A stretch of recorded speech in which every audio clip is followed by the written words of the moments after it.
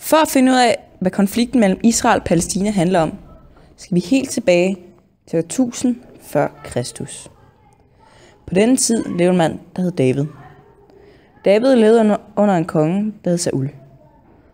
Og vores historie begynder, hvor Sauls hær står på slagmarken over for filisterne, som er et ikke-jødisk folkeslag. Krigen virkede til at være meget fair, og der blev forventet, at begge ville lide store tab. Fra filisternes side stod en kæmpe ved navn Goliat. Han udfordrede israelitterne til tvekamp. Den mand, der tabte, skulle overgive alt, hvad hans land ejede og havde. For Saul virkede som en umulig kamp. Han kaldte alle sine bedste krigere sammen, men ingen mente, de havde styrken til at kunne dræbe Goliat. Men så kom den lille David frem. Han mente, at han kunne dræbe Goliat med en sten, der bar hans navn. Ingen troede, det ville lykkes David. Men han slyngede stenen mod Goliats hoved, og Goliat faldt.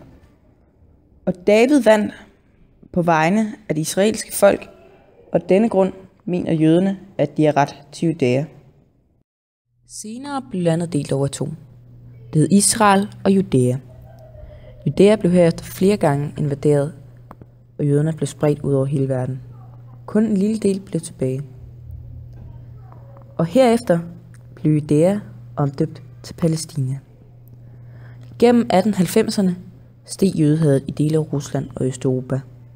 Og mange jøder mente, at den eneste måde at beskytte sig selv var at skabe en selvstændig stat. Her blev en zionistbevægelse oprettet, en bevægelse, der skulle få jøderne tilbage til det hellige land.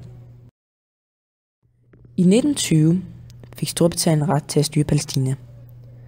De lovede palæstinenserne et selvstændigt land og havde lovet jøderne et nationalt jødisk hjemsted. Men ingen ønskede, at Storbritannien var der. De begge havde deres eget selvstændigt land.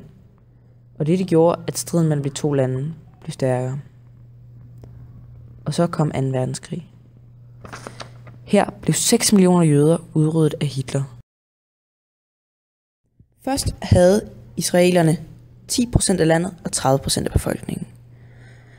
Men i 1947 lavede FN en delingsplan, der gjorde, at israelerne ville få 56% af landet, og palæstinenserne ville få 44%.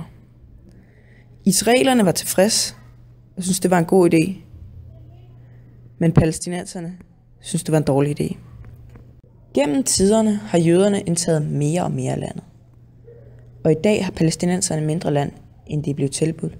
Tilbage i 1947, men kampen hernede fortsætter stadig i dag.